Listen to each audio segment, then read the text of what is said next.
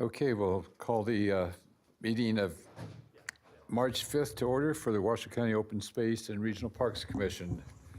First item, roll call. Let's start this. Polly Boardman, present. Jennifer Oliver, present. Doug Doolittle. Stephanie Chen. Chris Nenzel. Thomas Quinn. Darla Lee, present. All right. Chris, do you want to lead us in the Pledge of Allegiance? I pledge allegiance to the flag of the United States of America, and to the republic for which it stands, one nation, under God, indivisible, with liberty and justice for all. Thank you. Okay. I do have one public comment. Carol Christensen.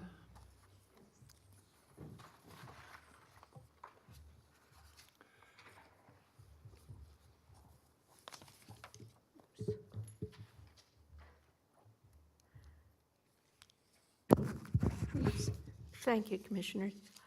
For the record, my name is Carol Christensen. Today I'll be speaking for the Washoe Valley Alliance on behalf of the Cruz family. I'm here to follow up on a letter to this commission from the Washoe Valley Alliance dated February 1st. The purpose of the letter was to request an agenda item to initiate research of the history and status of a name change for the new Washoe City Park. Although this neighborhood park, it's located at 2400 Lakeshore Drive, was originally named New Washoe City, in 1984, it was renamed Ed Cruz Park. This was in honor of Ed Cruz, a man who was very generous with his time and was highly committed to public service in Nevada. You have a little handout I gave you. It's a copy of an official reference to this name that's in a water resources report. For more than 30 years, the Washoe County Park sign read Ed Cruz Park, and it was commonly known as Cruz's Park. But at some point, that sign disappeared, probably just age and weather. And after that, a new sign was installed with the original name of New Washoe City Park. The Cruz family and the Washoe Valley Alliance would like to see the name Ed Cruz Park reinstated. In the event that the original 1983 or 1984 approval of the name change cannot be located, we would like to ask the park name be changed by this Parks Commission. The Cruz family would be happy with either Ed Cruz Park or simply Cruz Park, in honor of both Ed Cruz and his son Tom. Their involvement with our community has been a positive influence for many years, and we would like our neighborhood park to continue to honor them. The Washoe Valley Alliance, one of our purposes is to work with our public lands managers. And so if the Parks Commission has old agendas and minutes, if they exist, I would be happy to volunteer my time to research this issue. Thank you. Thank you very much.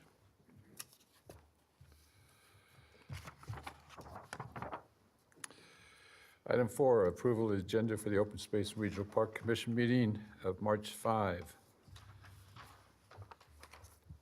2019. A second? Second. Any questions?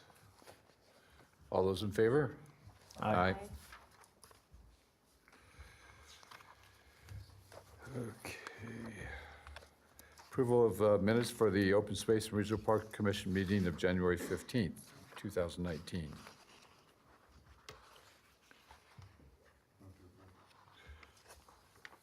Move to approve. Any second? Questions from anyone? Okay. All those in favor? Aye. Item 6, acknowledgement and recognition of park operations staff for their outstanding service and contributions to Washoe County. Colleen. Thank you. For the record, I'm Colleen Wallace-Barnum, Parks Operations Superintendent. I have an employee to recognize today. So Kevin Callahan is one of our trustee crew leaders, and he is being recognized today for 15 years of service. Kevin has been involved with probably every park that Washoe County has, and he helps run some of the crews. Right now, we take some folks from the Crossroads program, and they'll come to us every day, 7 days a week, and we utilize their services for a variety of different park projects. And Kevin's done everything from, I'm going to say, building fence, repairing fence, digging main water line leaks, Christmas tree recycling, chipping trees, setting up the museum exhibits every year, those traveling exhibits, and he's been involved with many, many aspects of our parks, and his work is greatly appreciated. So Kevin, come on up and get your certificate. January 6th was his date for 15 years of service, so there you go. Thank you. Congratulations.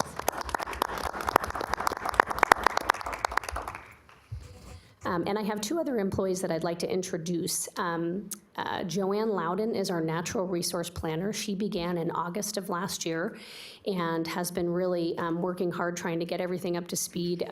She replaced Cheryl Surface, who was our natural resource planner for over 10 years. So Joanne, come on up.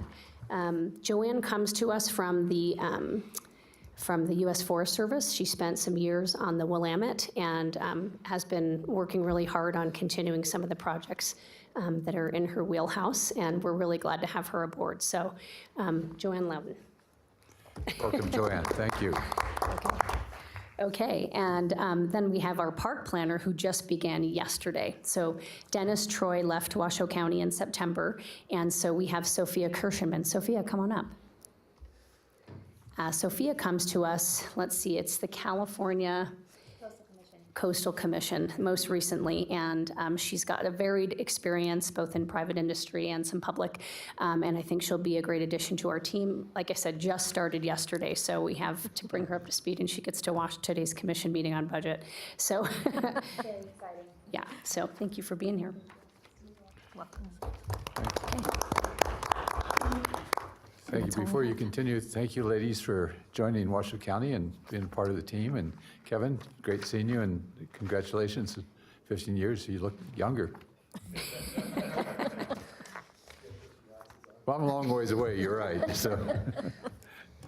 Go ahead, sorry, Colleen. Oh, I'm done, thank you. Thank you. Item 7, there is no Eagle Scout presentation for today, so we'll move on to item 8, presentation on Washoe County, or Washoe Golf Course and Sierra Golf Course operations. Sarah Sage. Thank you, Chair. For the record, Eric Crump with Washoe County's Community Services Department. So every year we like to bring in the operators of both our Washoe Golf Course and Sierra Sage Golf Course to give a presentation on operations. With that, we have representatives from both of our golf courses today. I think today we'll start with representatives from Washoe Golf Course. They'll present on operations of Washoe Golf Course, and then obviously we'll all be available for any questions you might have.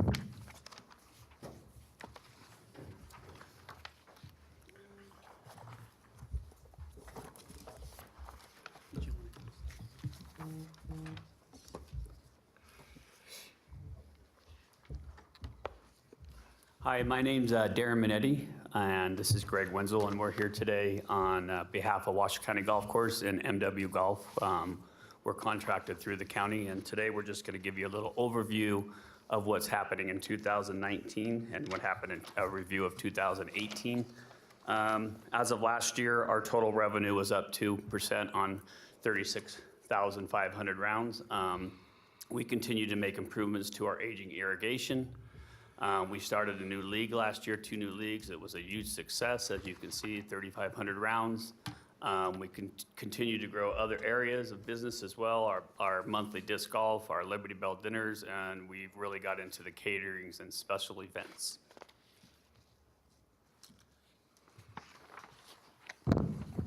So something we need to do as part of our contract is do a survey of green fees. So you can see here kind of where we fall, as well as Sierra Sage. We're not the lowest end, but kind of in the middle there. Something to note, we do have a $10 discount for seniors there, and our rates here are for 2019. Most of these rates here are for 2018, because most of the websites aren't up to date for other courses. As far as our green fees this year, as part of our contract, we needed to increase our green fee by $2 this year because we moved $2 per green fee into what we call a capital improvement fund. So you can see there that our rates increased across the board there on the left. We did keep the cart and range fees the same for this year as last year. Marketing for this year, focusing on our core groups and league play. As you saw, as Darren mentioned, our league play's done quite well the last couple of years, so we're going to keep working on improving that. We've also started to partner with local businesses. One of our leagues, our Monday League, actually partners with the local craft brewers, which was very successful last year, and we're looking to continue to build that, and Darren will talk about that in a little bit. Email, social media, and we have a new phone app that targets our loyalty, so we're hoping that our customers begin to use that. Facebook advertising has been successful for us, so we're going to continue to keep doing that. We're also members of the Reno Sparks Chamber of Commerce and the Executive Association of Reno, which gives us those great networking opportunities. What's happening in 2019? Like Greg said, we continue to build on league play. We expect 100 to 100 players per night each Monday and Tuesday night. It starts in May and ends in August. It's a fun format to encourage participation for beginners to advanced players.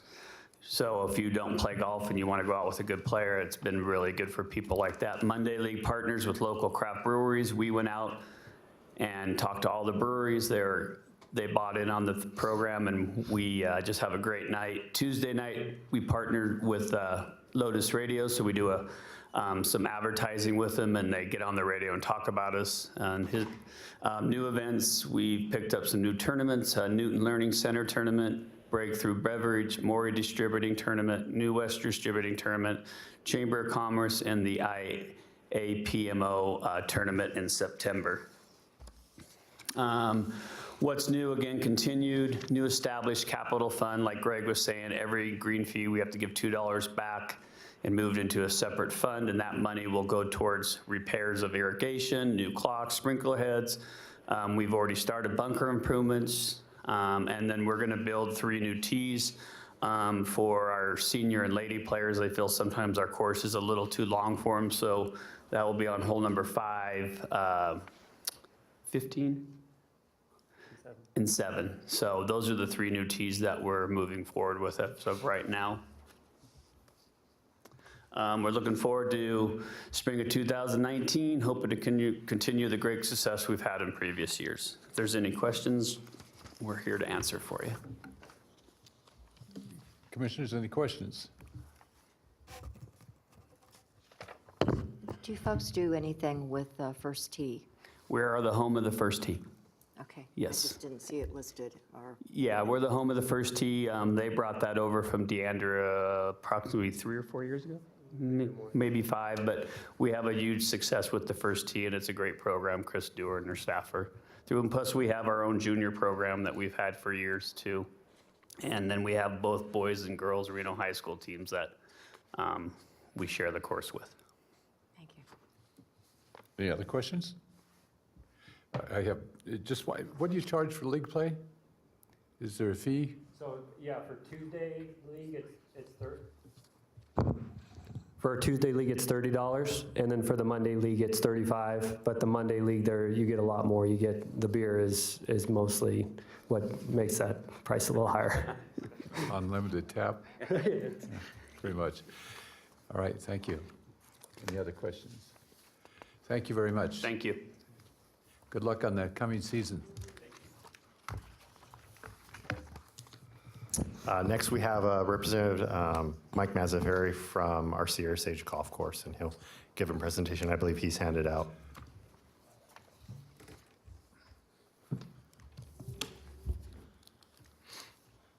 Good afternoon. For the record, I'm Mike Mazzaferri from Maz Golf Management in Sierra Sage Golf Course. and handed out a kind of a written update of what's gone on the last year or so and kind of what's coming up this year. And the first part of that, you'll see I put some golf rounds and revenue in there, and this is kind of a historical thing and speaks not just to Sierra Sage, but of the golf business in our community. As you can see on there, I've done rounds of play, annual revenue, and then average per year per round. And you know, 2011 was the first year we really took over, because in 2010 we were managing it for the county, and then we lease operated in 2011. And over this 8-year period, you know, you see the dollars per round have gone up. We've had one price increase, and that was in 2016. And you'll notice on here, we actually did fewer rounds in 2016 than 15 with a $2 price increase. And that's what speaks to the market. When we took over in 2010, we anticipated over the years, the first 10 years of this contract, that we'd be able to have 3 price increases. And the market won't bear that right now. There's been course closures. As Darren and Greg said, some of the competition have lowered their prices, not increased them. And the cost of doing business has gone up. So the golf business, as much as we love it, it's not that easy right now because of the local rates and certain things like golf now driving the rates down. So anyway, if you notice that, you know, we've done a pretty good job of increasing our average dollars per round, but it's still pretty flat. And we're fighting for every dollar. That's what that amounts up to.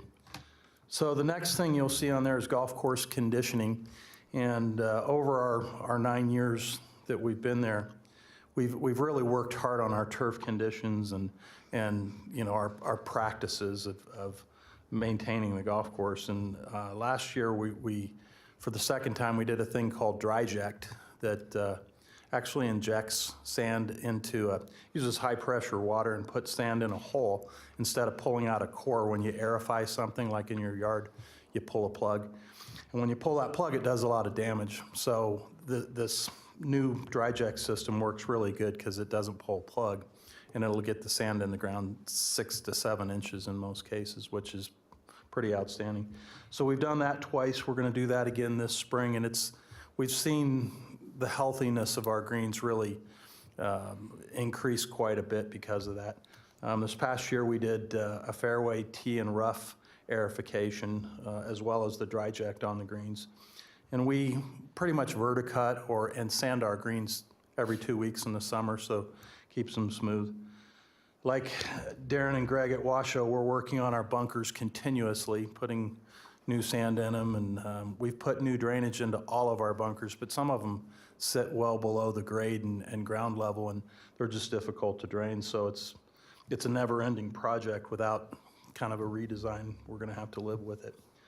And this year, our kind of focus for this year is going to be our tee boxes. We're hoping to get our tee boxes turfed up a little bit more. They're not too small for what kind of golf we play out there, but if they were a little bigger, they'd be easier to maintain.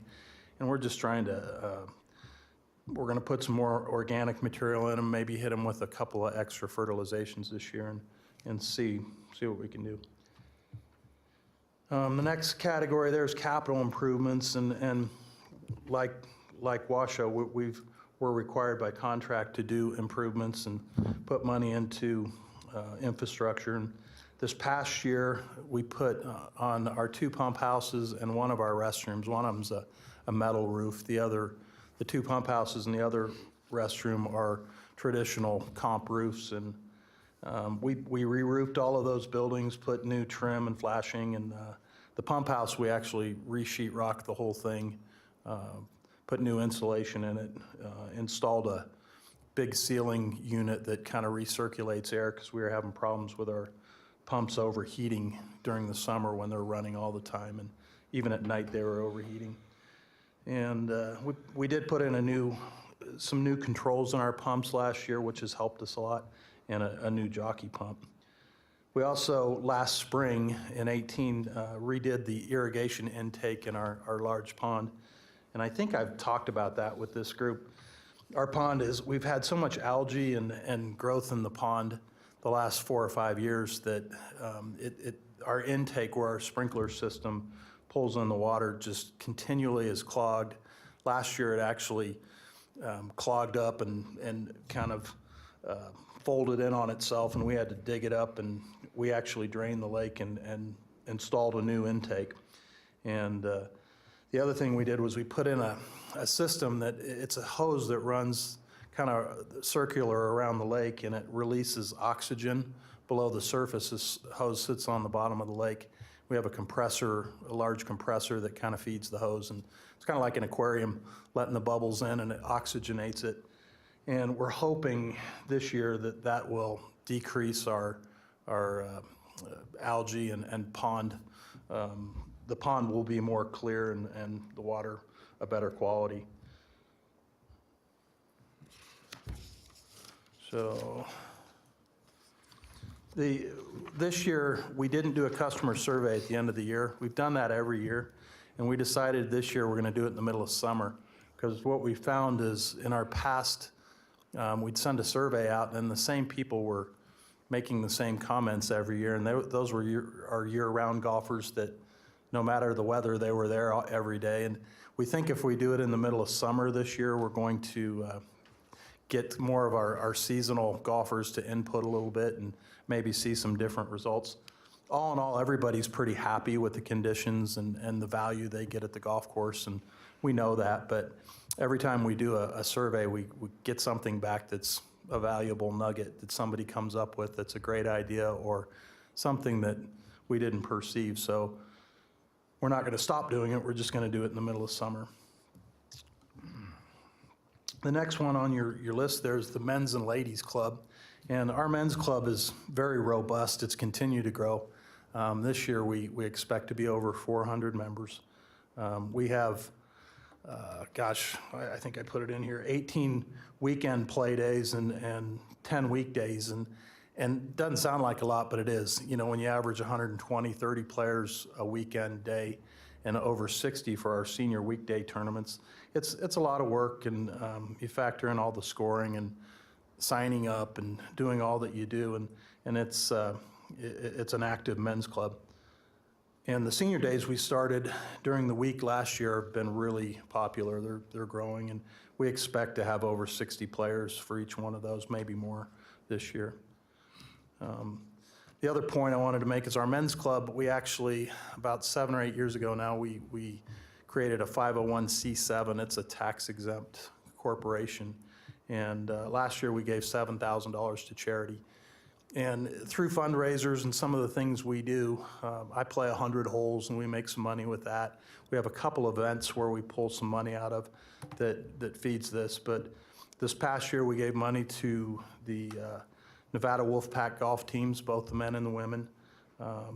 PGA Junior League, we have quite a few players out there that the kids couldn't afford to pay to play, so our men's club hosted the kids.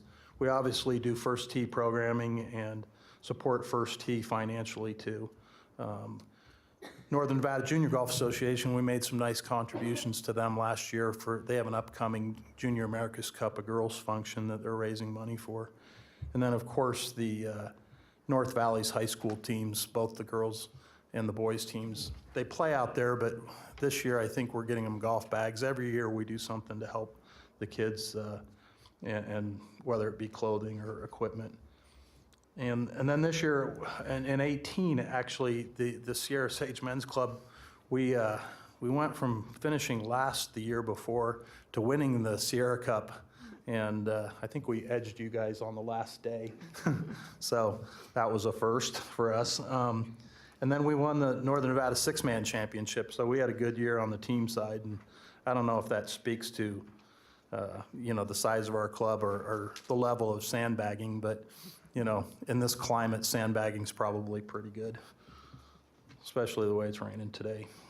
Our ladies club actually grew by over 15% in 18, which we were really pleased about. The ladies club has been pretty pretty flat.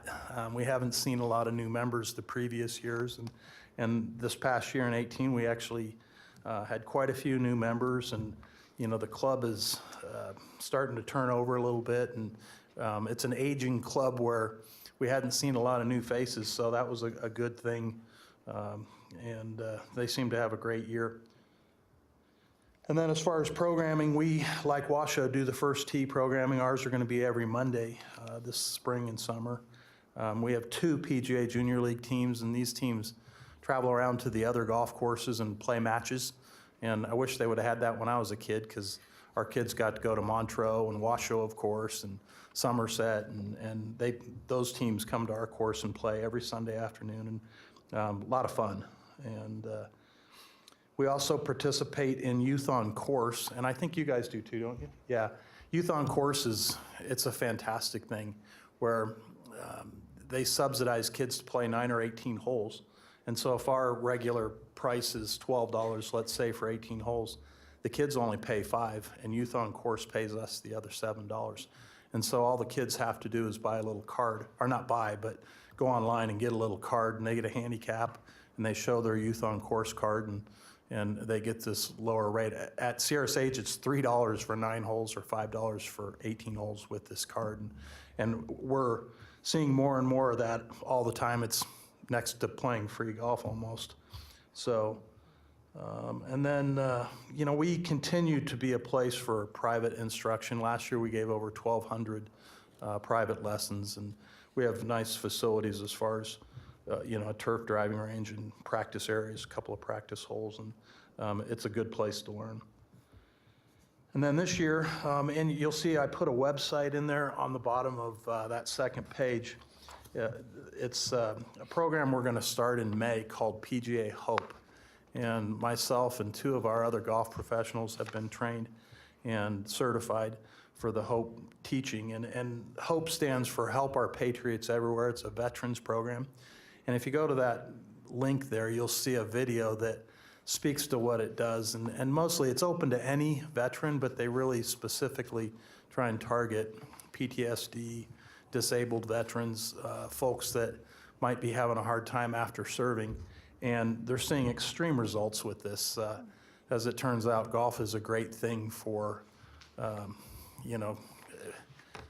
as an example, kind of what turned me on was I ran into one of these PGA Hope graduates in the Bay Area, and he said, Mike, before I took up golf and went through this Hope training, I only left my house to see my therapist at the VA and go to the grocery store for 3 years. Now he goes to the golf course every day. So he said he felt safe there, and the environment was something that wasn't threatening. And so that kind of led us to want to get involved in it. And Northern California is the largest area in the country for PGA Hope, and we hope to bring that to Reno. And so finally, I just talked a little bit about marketing. We're not really doing anything different this year. We have a pretty good presence on Facebook, and we are trying to break into Instagram, which I'm not doing, my son's doing, and one of our younger assistant professionals, but social media is, obviously here to stay, and we've done a nice job with Facebook, but we have to go the Instagram direction according to the youngsters on my staff. And then, we continue to do the same things with TV, radio, some print. We play up the golf boards pretty big because we're the only ones in northern Nevada or Tahoe that have them. And we see people come from a variety of places to ride our golf boards because they're unique and they're fun, kind of addictive. Our database is growing. We reached that 4,000 active contacts this past year. And we work hard at our database as far as keeping it a clean list, and mostly email, but we do a couple of direct mails, usually a year, and work hard on that list, and are constantly adding to it. One of the things that helps us with the golf boards is you have to go on our website and do a little video, and that video makes you put in your information. So over the 4 years we've had the golf boards, we've had over 2,000 people get on our database just because of the golf boards. So, And then a couple other things we do. We do our Black Friday sale. This year we sold 7,000 rounds of golf which helps our numbers a lot, by the way.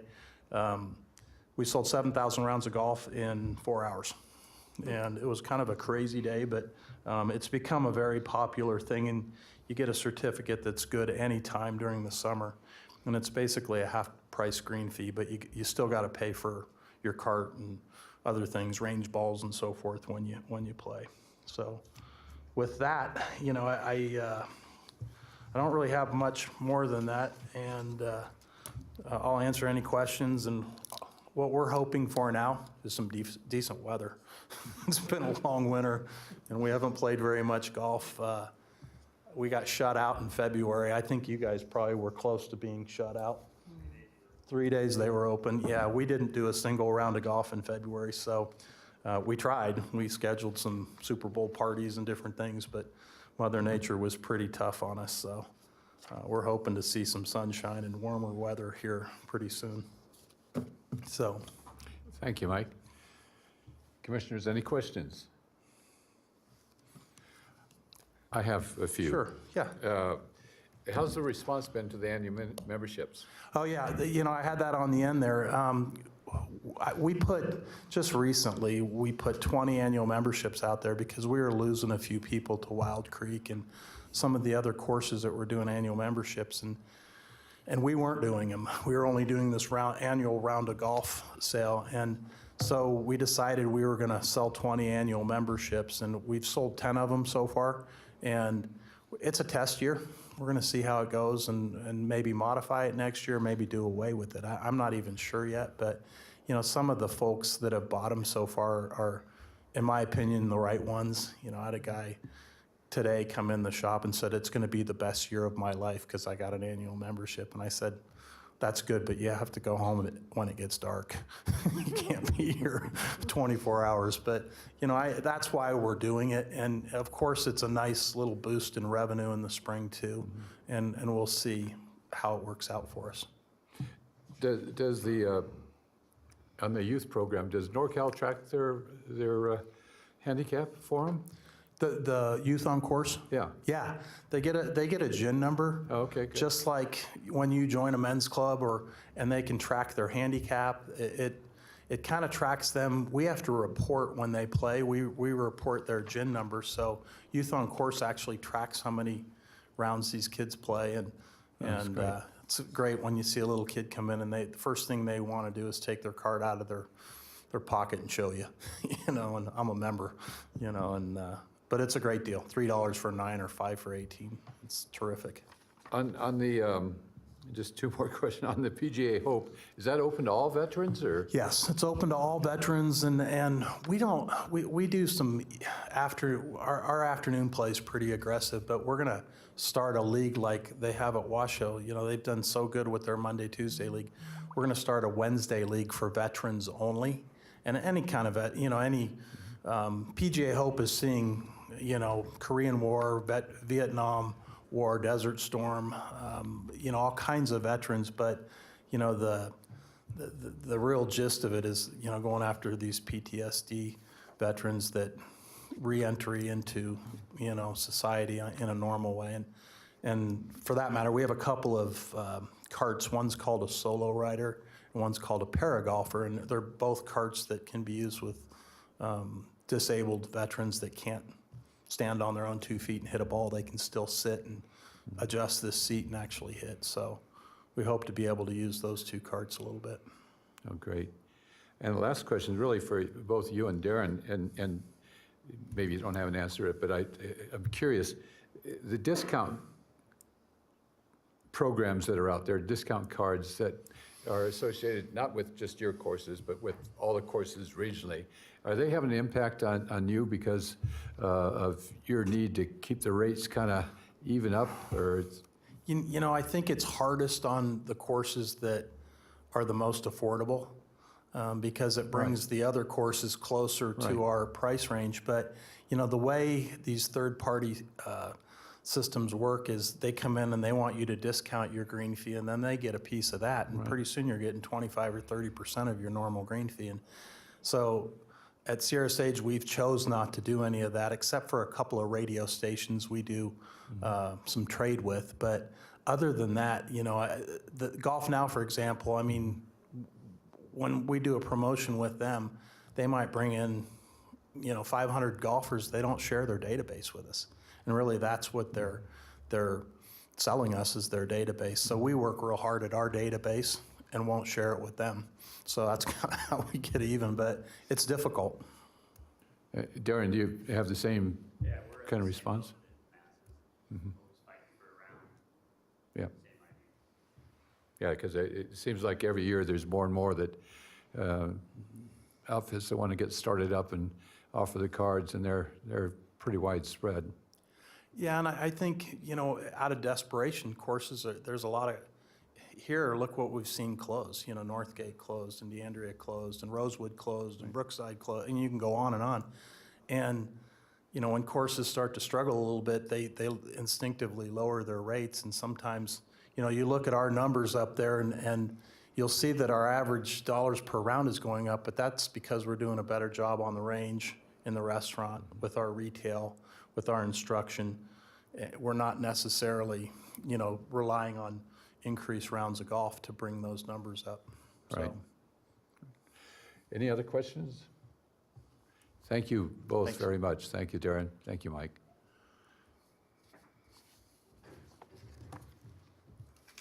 Next item on the agenda, presentation and possible acceptance of Community Services Department's FY20 above base funding requests.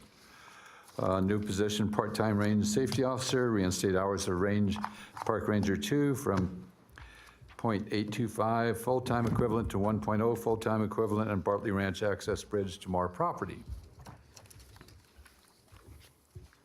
Thank you. For the Go record, forward. Eric Crump with Washoe County's Community Services Department. So first, we'll start out with the presentation side of this, and then we can talk a little bit about what we're asking for in the staff report. I presume there'll be questions. So I will be giving kind of a budget overview at the 30,000-foot level, the county perspective, and then Park Operations Superintendent Colleen Wallace-Barnum, she'll follow me with a presentation and a workshop about the budget specific to parks. So what I've done is I've pulled a few slides out of the budget overview presentation that was given by our budget division to our Board of County Commissioners during a workshop about a month ago. So I'm just going to hit on a few highlights and not go into great detail, but to kind of get a sense of what the county's, what it's currently looking like and what the future looks like. So I'll see if this thing works. So it's hard to talk about fiscal year 20. And so when we're referencing fiscal year 20, our fiscal year runs from July 1st to June 30th. And typically, or not typically, when we indicate a year, it's the year that ends the fiscal year. So right now, we're currently in fiscal year 19, which will end on June 30th. And then fiscal year 20 is what we're basically planning for right now, which will start on July 1st of 2019. So we'll look a little bit at fiscal year 2019 mid-year budget review. And I apologize. This was converted from PowerPoint to PDF, and it kind of got a little wonky, but I think most of the information is there. So this graph shows the different revenue sources by type for Washoe County. The punchline for this graphic is basically property tax and C-tax, or consolidated tax, represent roughly 82% of the county's general fund revenue. This is on the expense side. So the punchline for this graphic is really salaries and benefits for Washoe County represent roughly 70% of the general fund. There's only about 17% that's available for services and supplies. And then we have 12% transfer out. That helps with our debt service, child protective services, capital improvements, indigent fund, and all those other services you see on there. So a large part of Washoe County, and this is very representative of most governmental agencies. A big part of our budget is our employees' salaries and wages. This is a look, kind of a snapshot in time, mid-year fiscal 19. So we're trending actually right on track, roughly 46 and 48% of revenue expenditures. And you can see roughly a balanced budget there. So no big changes. This was, I believe, through December 31st of this year, or last year, I guess, 2018, and showing that we're right on track with what we had budgeted. So now looking out into fiscal year 20, this is the preliminary budget outlook for our budget division. So they tend to characterize every fiscal year with some type of word. This year it's a period of uncertainty, and we'll talk a little bit about that. So the regional economy is actually strong. Our employment is high, job growth is good, but there are signs of a slowdown. Operating revenues are growing moderately, and they will, and our revenues will actually cover our known expenses, but we'll talk a little bit about some of those unknowns. Currently unknown or unquantifiable and potential expenses that are yet to be determined. Labor negotiations. Currently, we have several contracts that will expire at the end of this fiscal year, and those are being negotiated as we speak. So we don't know if there's going to be any expense increase associated with those labor negotiations. And then we also have department requests, and then any legislative impacts. So we are in a year of the legislature is in session right now, and it's very busy. So typically we'll see some legislative impacts during a legislative year. So, and then we also have the capital improvement program. The funding for that is not adequate during the economic downturn. Obviously, we had to defer a lot of maintenance, and that's kind of coming to bite us now. This slide, this is kind of where I had the aha moment. This slide represents the general fund versus its actual revenue versus expense history over time, and includes kind of the Great Recession. So 2018 actually marks the first year that expenses, our revenue and expenses exceeded the Great Recession, or basically over the decade. So it took us 10 years to basically get at where we were back in 2008. So it's been a long, tough road, and we're still not out of it. This is the general fund preliminary 5-year forecast. As you can see, revenue and expenses are very closely aligned. We see revenue over expenses potentially over the next few years, but very close, and then a switch in that. I mean, once you get too far out, it's really hard to predict, but it just shows basically revenue is barely keeping up with expenses, and the forecast doesn't show any massive change to that over time. This is the preliminary budget that's been put together by the budget division based on the best available information they have at the time. You can kind of see our salaries and wages, services and supplies, capital, our transfers out, contingency, and so there's just a really small piece there for unknown, and that's that green up on the top. And that's really the money we have to work with, so to speak. This is revenue trends. They identified those either kind of red, green, or yellow. There is no green, so it's all yellow or red. So consolidated tax revenue, the rate of growth for our C-tax revenue, we see it flattening. With only 4 months reporting for fiscal year 19, the revenues are up 6.2%, so that's pretty good.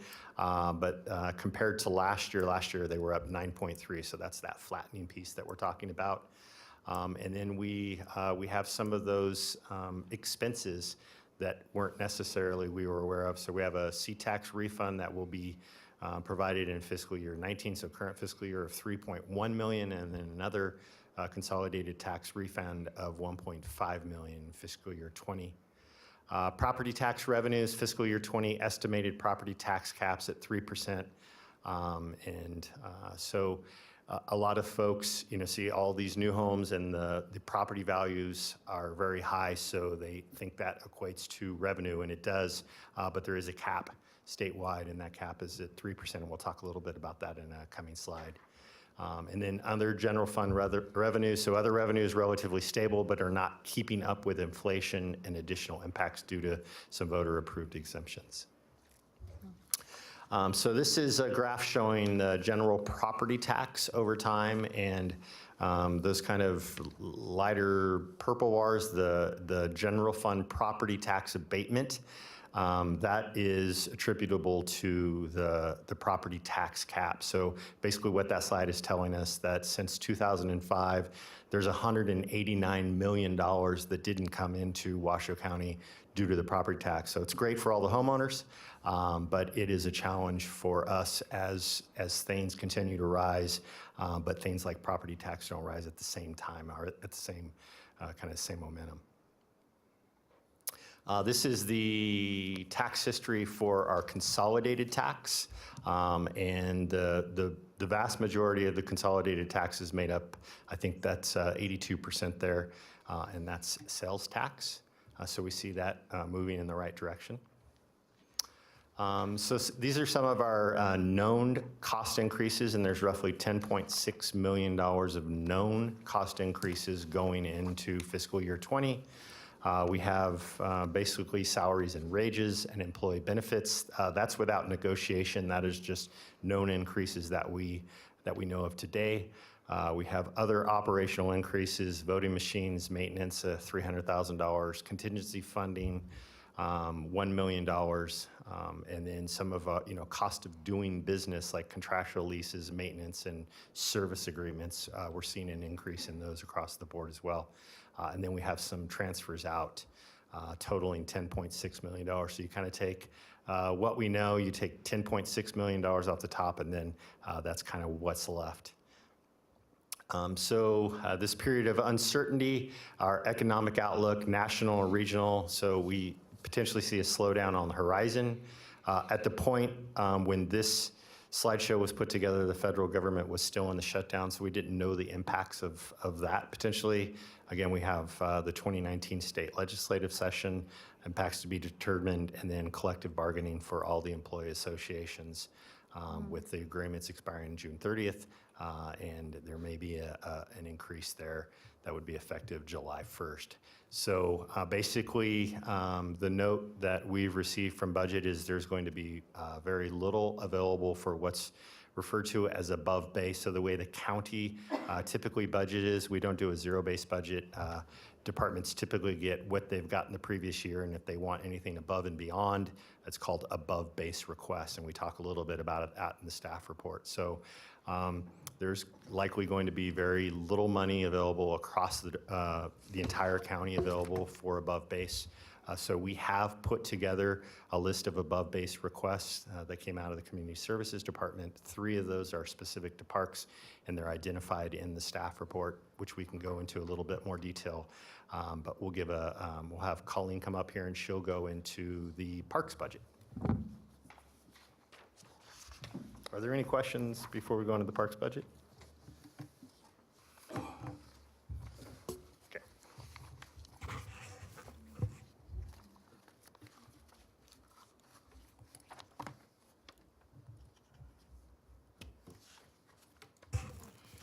Eric, I do have one question. Sorry, I thought I should have thought about this earlier. On the base budgets that have been submitted, have any departments seen any increases in their base budgets or unusually large above base requests? I don't know what's been submitted for above base from other departments to this point. I do know that we, the Community Services Department, specifically Parks, we did get some above base last year. I can't remember exactly which. I believe it's in Colleen's presentation. We were really diligent on the above base requests that we submitted this year. There's actually some offsetting revenue, so it's not the full request, and we'll hopefully they'll rank pretty well amongst other above base across the county. I do. A couple more questions. One over here first. Could you elaborate on these signs of eventual economic slowdown, exactly what those are and who's predicting them? Sure. So I'll preface it by saying this is not my presentation. This was put together by Assistant County Manager Christine Vulicek and our Budget Manager Lori. So this is the world they live in, and they look at those things. I think C-Tax is a big one. That's a huge revenue source for us, and we're seeing it flattening. So that's really where a lot of that comes from. And then others, I don't know at this time, but I certainly could find out. But a big part of it's C-Tax. One more question here. Actually, I saw here that you explained it in the staff report, that the priorities are based on Community Service Department as a whole, and these 3 are the ones for parks. Prioritizes 2, 3, and 10. That is correct. Okay, thank you. Yes. See no other questions at this time. Thank you.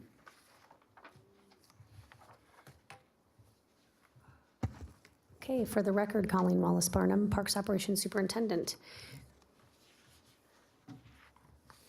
He took the clicker. See how he is? Thanks.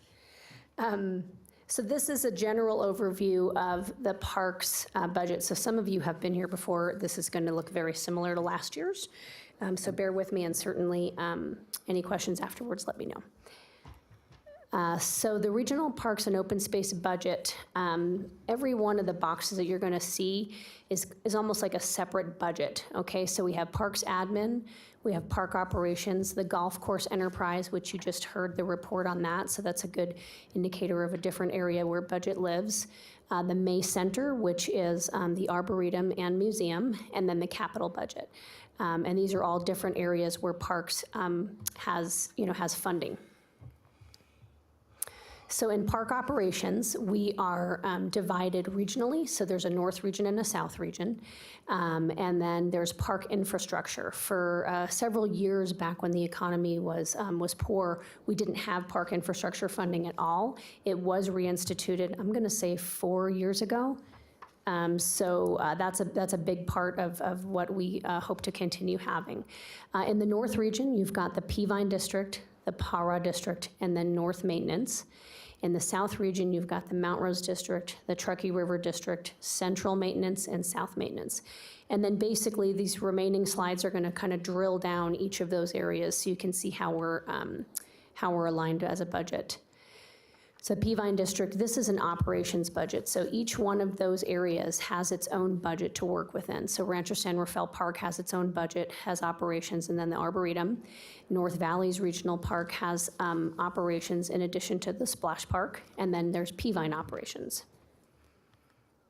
In the Para District, you've got Lazy 5 Regional Park that has its own budget. You've got an operations budget, and then you've got the water park. And then there's Para operations, and then the regional shooting facility has its own budget. In North Maintenance, you've got the Para District, the Peavine District, and then the North Valley's Regional Park Maintenance. That's restricted money just for North Valley's Regional Park. And that money has been utilized from water rights sales that took place many years ago. And there's still some remaining money, and that's where that budget is being spent from. So it is a restricted budget. And then these are the parks that are managed out of the North region. So you can see the Para and the Peavine, and I won't go through them all, but there's quite a few. So these are all the areas of responsibility. For the most part, our maintenance staff touches all parks with turf, landscaping, trees, and then our operations staff manage, all of the trailheads, regional archery facility, things that have more, maybe some of the buildings and some of the different areas that they're a little bit more dynamic. In the Mount Rose District, you've got Davis Creek Park, South Valleys, Bowers Mansion Regional Park, Mount Rose District Operations, and then Galena Creek Regional Park. All have their own budget. And then within Bowers Mansion Park, you've got an operations budget. The mansion itself does not have a budget. We just basically allocate money coming out of there, showing that we do actually utilize money to pay for a staff person on Bowers Mansion. And then Bowers Pool has its own budget. In the Truckee River District, we've got Bartley Ranch Regional Park within that operations, and then the Robert C. Hawkins Amphitheater has its own budget. And then we've got Hidden Valley Park and then Truckee River operations. And then in South Region, we have, in maintenance, we have Central Maintenance, which lives out of Rancho San Rafael Park. So you have its own maintenance budget out of Rancho, and then there's the Truckee River District maintenance budget, and then the Mount Rose District maintenance budget, and that is housed out of South Valley's Regional Park. And then these are the lists of the parks and trailheads that are managed in both the Truckee River District and the Mount Rose District. And then recreation. Recreation, we have one staff person that manages all of recreation, and that he does aquatics, athletic fields, and then the Hawkins Amphitheater. And the aquatics has, those three separate areas that I already discussed with the three separate budgets. You've got the Bowers Pool, Emilio Gaspari Splash Park, and then the North Valley Splash Park. Open space and trails. So this is the world of our natural resource planner. So we have roughly 10,253 acres of open space. And then these are the different things that we're managing in the open spaces: noxious weed abatement, fuels hazard reduction, trails construction maintenance, and tree inventory. So just so you know, this area has no dedicated budget. The vast majority of projects take place with grant funding and with collaborative partnerships with other entities to get a lot of that work done. And then non-general fund operations, we have the Golf Course Enterprise Fund, which you just heard. So we have two full managed golf courses, Sierra Sage and Washoe Golf.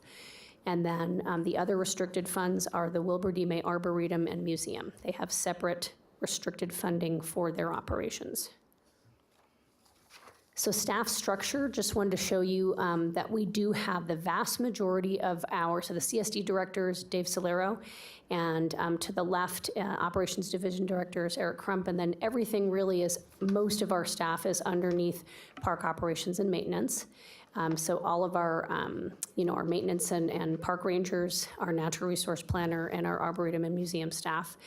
But we do have other support staff throughout the rest of CSD. So in finance and customer service, we have a fiscal compliance officer, admin support, and then of course reservations. And then we have a park planner, and that position is housed out of the planning and development division of CSD. So this is just a national staffing average. This is information that I provided last year. I looked, so the National Recreation and Parks Association, they put out field reports every year, and I was trying to find the 2018 information, and it's roughly the same. What they did last year is they created a national average of full-time employees per developed acre. And so I was able to tease the information out of that and kind of give a comparison to what Washoe County has versus the national average.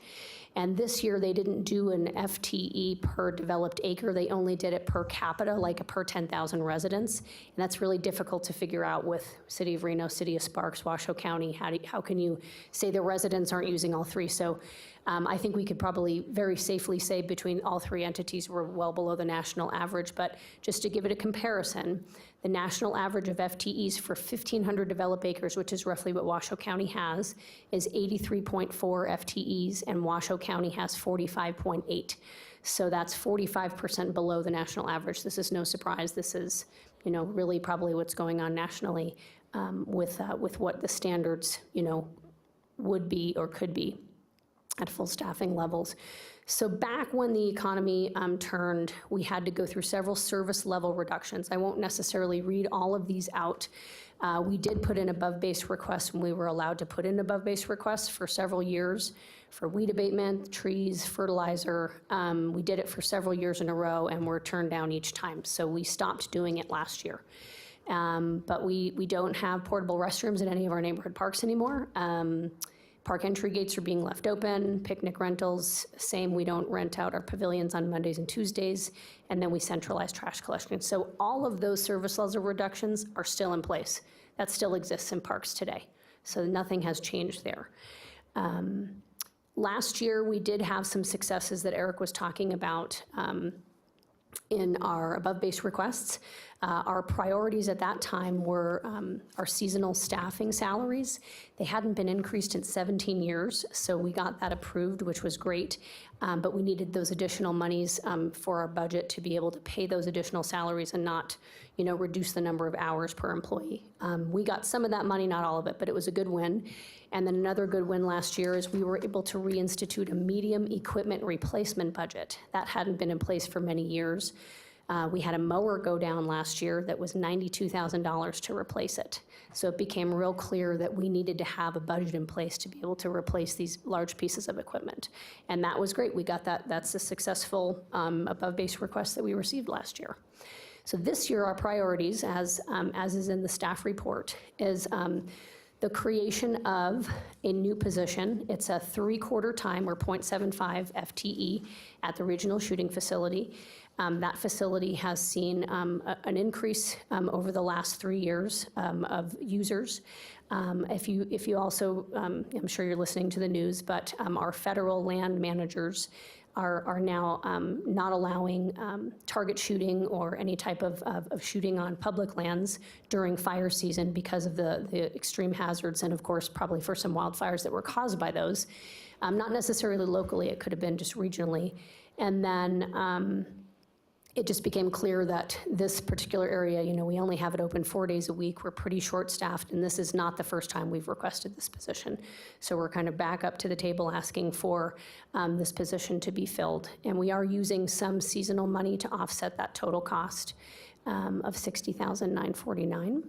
And then the 0.82 FTE Park Ranger 2 position. So back when the economy turned, we were provided an opportunity, all employees, like if you wanted to reduce your hours, that there was an employee that took that opportunity, and that position has not been restored since 2009. So we're trying to get that restored back to full-time.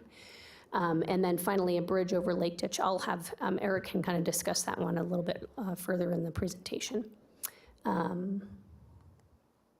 And then this is the budget calendar, so just kind of where we're at. Department presentations to the budget, if we fast forward to next week, that's going to be happening here soon. And then we've got the tentative budget due to the state in mid-April, and then, towards the end of May, the Board of County Commissioners adopting the budget, and then at the end of May, the state adopting the budget. So Chair Doolittle had requested some information on capital projects at our last meeting, so I wanted to go through some of these capital projects. So this is from 2017 to 2019, what has been completed. So you'll see the name of the project to the left, and then you'll see funding with some acronyms, because we're in government and we like acronyms, and then the status, and then the budget. So all of these are the completed projects. But I want to call out the funding because you'll see some different acronyms, and I want to tell you what they mean. LWCF stands for Land and Water Conservation Fund. It's a pretty common grant that we go for that can help match funds for projects. RCT stands for Residential Construction Tax. And the reason we were able to utilize a lot of that residential construction tax, you'll see to the left that most of those projects are playground projects.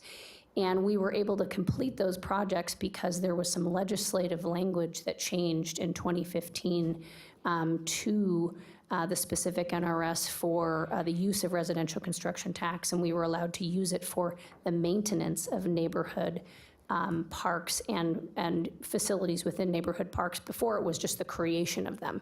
Now the legislation changed so we could utilize those monies to do some maintenance, and several of them obviously needed new playgrounds.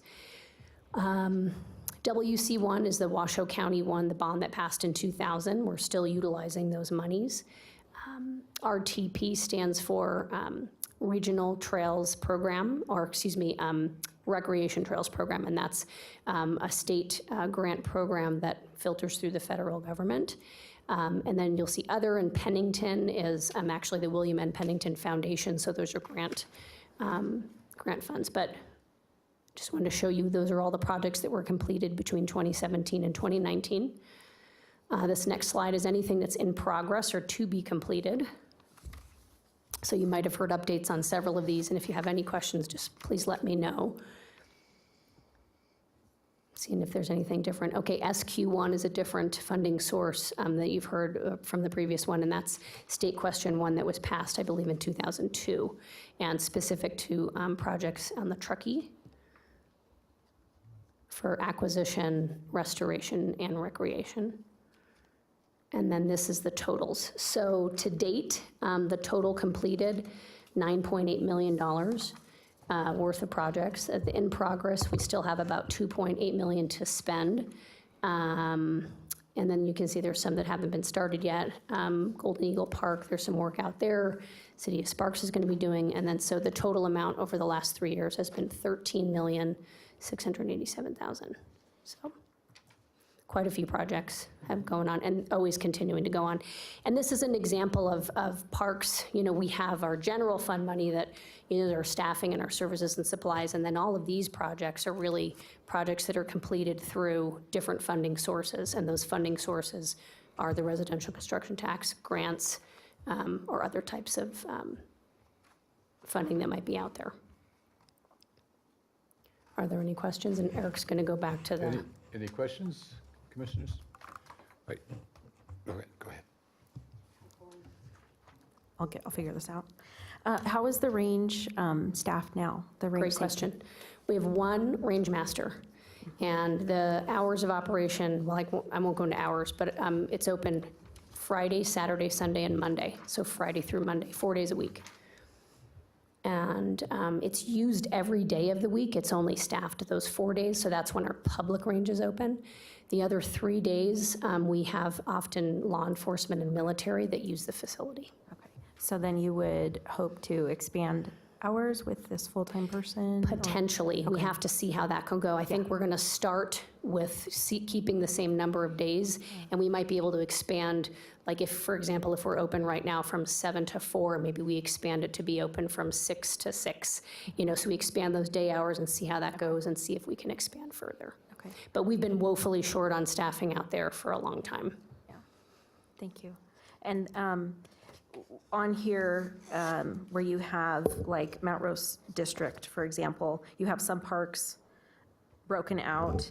And then the rest of the budget, I imagine, is for all those other parks that are listed in the district. Okay. They Correct. just don't have dedicated. So exactly. So, and most of those other small parks that you saw on the slides that would be our neighborhood parks, most of those are being managed within the maintenance budget. So the maintainer, so that's usually going to be, right, all of your playground repairs, turf, trees, those types of things.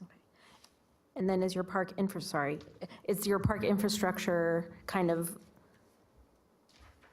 that's like set aside, it's not capital, but it kind of is set aside like for longer term project maintenance and. Great question. So it is projects that are under $100,000. So anything that is a, you know, basically an improvement that we need to do within a park. Let's say we have to replace a picnic shelter and we're estimating it's going to cost $75,000. We can utilize infrastructure preservation dollars for that because it's under 100,000. Thank you. Colleen, has there been any kind of countywide or even in the Parks Department detailed report done on the state of the current infrastructure?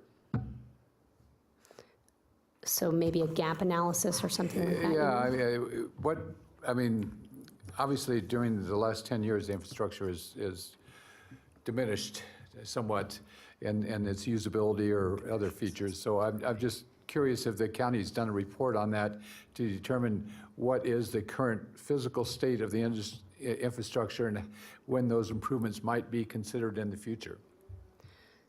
So That's a confusing question, I'm sorry, but. no, I understand what you're saying. You're going to answer that. Sure. For the record, Eric Crump. So I think what you're referencing is a condition assessment of all the Right. assets. So we actually did a kind of an informal condition assessment of many of our assets. We used kind of a letter grade that was done, probably 6 or 7 years ago. Most recently, we invested in some software called Asset Essentials, and Parks is participating in that. It actually covers pretty much all of the county's assets with the exception of technology. So all the county buildings, all the county roads, and we're incorporating the parks inventory into that Asset Essentials, and there's a condition component to that. Certainly, that takes time and energy and effort, but that is what we're striving to, and that's actually what feeds our 5-year capital plan that is submitted as part of the budget. So the quick answer to the question, is there a condition assessment right now? I would say it's in its infancy. We do have some information, but not all of our assets have been inventoried, and not all of them have a condition. But that's the direction we're headed. When it gets to the point of completion or to out of its infancy, could you provide some information on that? I mean, I'm not talking about next month or even next year, maybe sometime when it's at that stage, it'd be great to see. Yeah, and I think we could bring a presentation forward on our asset essentials, and it'll give you kind of where we're going. We have a lot of our assets inventoried throughout Washoe County, and I'll show you. It's a pretty strong program. Great. Good. Part of Rancho and all of Betsy Collin are leased from time to time by the farmer. By farmers. How does that money end up back in the budget, and where is it spent? So that money is revenue that's brought in and goes back to the general fund. So you heard Colleen talk a little bit about other restricted. So we have a few of those within our park system, mostly the 2 golf courses and the May Arboretum. And so it's only those that are restricted. And when restricted, it means that the revenue that comes in stays within that fund and used to operate those things. All of the rest of the park system gets their operating budget from the general fund. Therefore, pretty much all the revenue that comes from any fees go back into the general fund. Just a couple other questions on what would, and I'm looking at, thank you for that, by the way, Colleen, that was a great report on capital improvements. How is the formulation of the agreement with Arrow Creek coming on agreement on the trails or trail connections on Ballardini?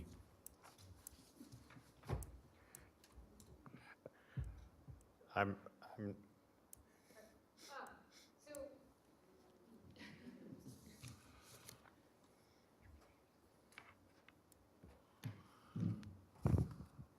Joanne Loudon for the record. So right now we are working with the Forest Service. We're still working on the environmental clearance for the other portion, the last segment of the Ballardini Connector Trail, to get all the way to the Thomas Creek Trailhead. So as soon as we actually finish going through that process with them and we get a company hired on to start doing the cultural surveys and some of those things, we'll be moving forward with working with Arrow Creek on the agreement, because part of their trail system is based on connecting into that system, into that connector trail, and they're working with the same contractor, Kevin Joel, through Sierra Trail Works. So hopefully this summer we'll actually be working with them on that agreement. Thank you. All right. Any other questions? Not that I see. Perfect. So you should have a staff report that came together as part of the package. What we're looking for today, as I said earlier, the Community Services Department submitted 10 above-base requests to Budget Division. I've pulled out the 3 budget requests that are specific to parks. The first one is it ranked as priority number 2, and that was funding the new part-time range safety officer.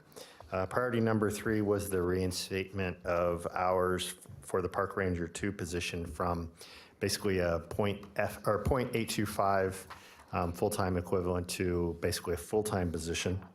And then priority number 10, and I'll talk a little bit about why that's priority number 10, is funding the construction of a bridge between Bartley Ranch Regional Park and the Marr property.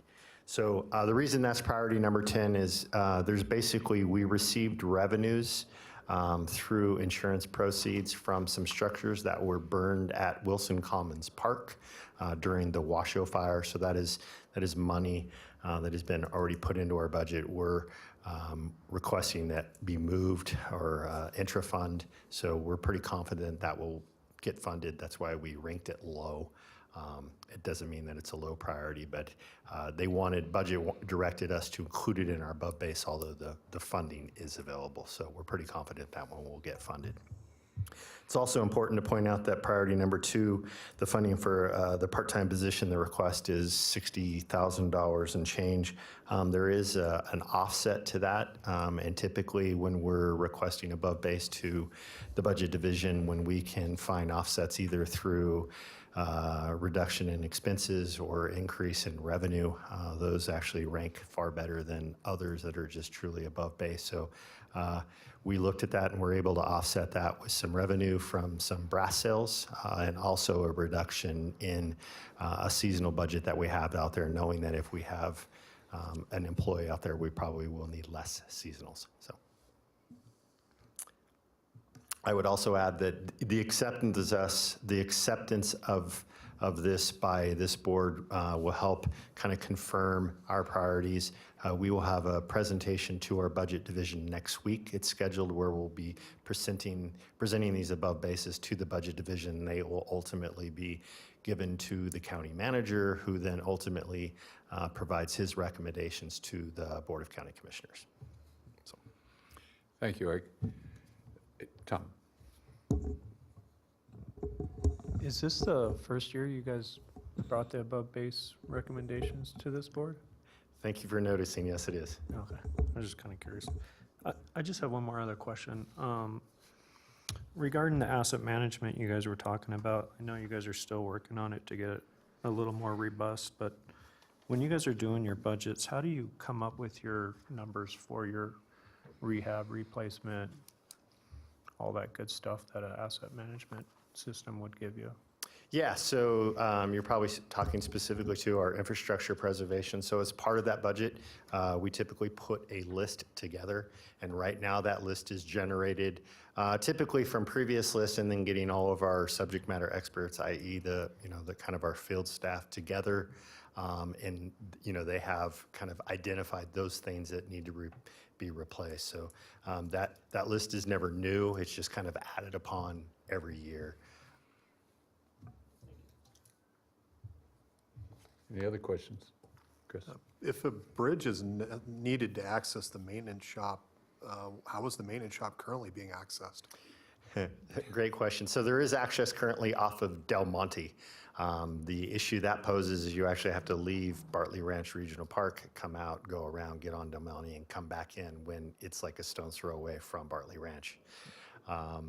It was that maintenance facility was identified in the master plan for Bartley Ranch. It was actually constructed through proceeds that we received from fire during the Collin Ranch fire, and some structures that were lost at our property at this specific area. There was a house and a garage that were both lost. We used the garage for storage, so it was basically a replacement of that. And what we're trying to do is go across the ditch that separates the two. So it's not a huge bridge, but it's a bridge nonetheless. And the location of that ditch is right behind the amphitheater. That is correct, yeah. It's just a traditional irrigation ditch. There's really no chance the bridge would ever be washed away in a flood. It is a lake ditch, your last chance? Yeah, it's lake ditch, and so it's what we're probably talking about is a box culvert. Any other questions? On your report, you show a possible motion that includes all three. Unless there's an appetite by the commission to break them out, we could look at a motion that would include all three, if somebody wants to make that motion. I'll make it. I'll make the motion. I'll move to accept Community Services Department fiscal year 20 above base funding request. New position, part-time ranger safety officer, reinstate hours of park ranger 2 from .25 full-time equivalent to 1.0 full-time equivalent, and Bartley Ranch access bridge to Moore property. Is there a second? Polly Boardman, I second. All right, we have a motion and a second. Any other questions on it? All those in favor, please say aye. Aye. Motion passed. Thank you very much. Thank you. Okay.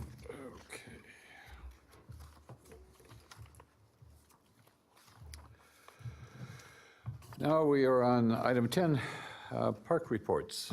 Colleen. Okay. For the the record, Colleen Wallace Barnum, Parks Operations Superintendent. Just a couple things to highlight. Coming from the cold, we have 2 more programs this Saturday and next Saturday. Average attendance has been about 125, a little less than normal, but every weekend I think it's been snowing or raining or something, and so it's kind of kept people inside, not at Bartley. And then we also host that Gardening in Nevada series. It's a cooperative program with UNR's Cooperative Extension, and those are every Tuesday, and they'll go through the end of March.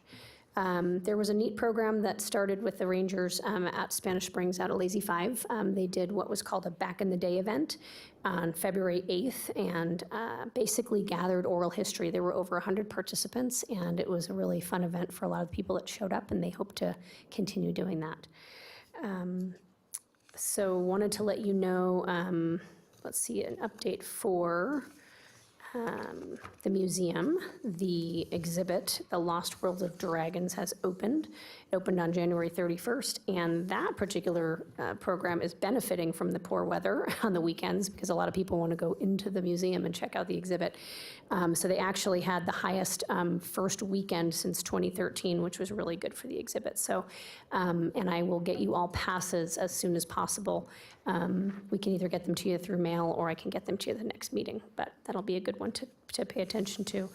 And I think that's all I wanted to really update you on. We do have Joanne Loudon here, our natural resource planner, so if anybody has planning report questions, she can answer them for you.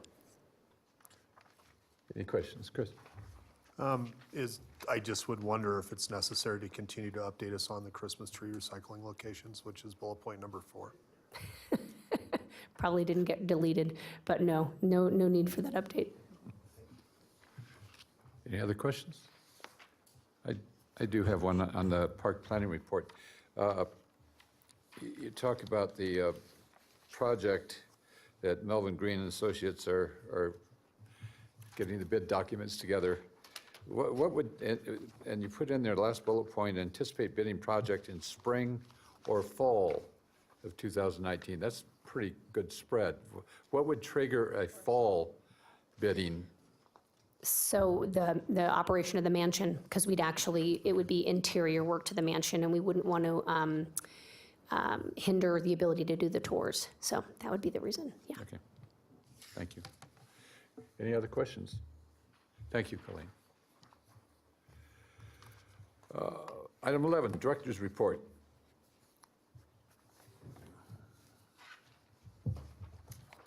For the record, Eric Crump with Washoe County's Community Services Department. I talked to Assistant County Manager Solaro. He's unable to attend today, but he indicated that there was nothing to report on the Director's Report. There were no items that were seen by this board since the last meeting that have gone to Board of County Commissioner. Thank you. All right, unless there's any questions, I see none. Item 12, Commissioners' Comments. And we can start over here on this end and work our way north. No comments? I have a question, and I probably should have asked it under the budget, but I was wondering if there are any legislative issues that are being followed for parks. For the record, Colleen Wallace Barnum, Parks Operations Superintendent. There is, so great question. AB 84. So if you want to check that particular one, it's what they're calling the new SQ1. So it would be bonding some more dollars for natural resource related projects throughout the state. There was a preliminary amendment provided to us, and there's some different lobbyists working on it. There is a group in the north kind of working together. So we sort of have a north approach, and then kind of will eventually meet with the south and then figure out what we can, where we can meet in between, so. So, Mr. Chair, that's kind of beyond the scope of the commissioners' comments, which are limited to announcements and agenda items for future agendas. And that certainly would be a great standing item to have, is a legislative update for a future meeting. Great idea. Thank you. I don't have any comments other than thank you for putting that together, and thank you also for putting together the the golf information. Nothing? I wonder if we could take as an agenda item the public comments from the lady who spoke earlier and do the research on the park, determine whether or not the name that she mentioned is the actual name of the park, and if not, determine whether or not the park might be renamed or should be renamed or whatever, what the public opinion would be about renaming the park. She asked for that to be an agenda item, which I'll put it in your lap, staff, to do that.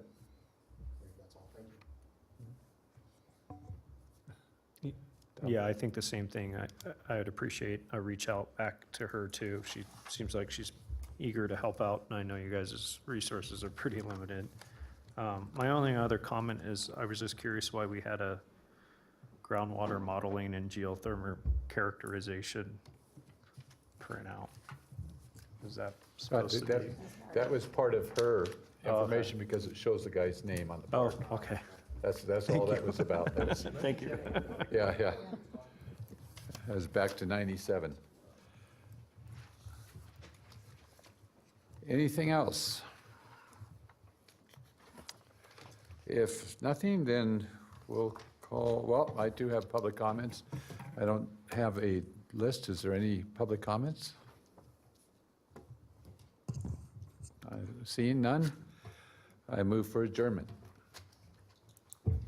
We are adjourned.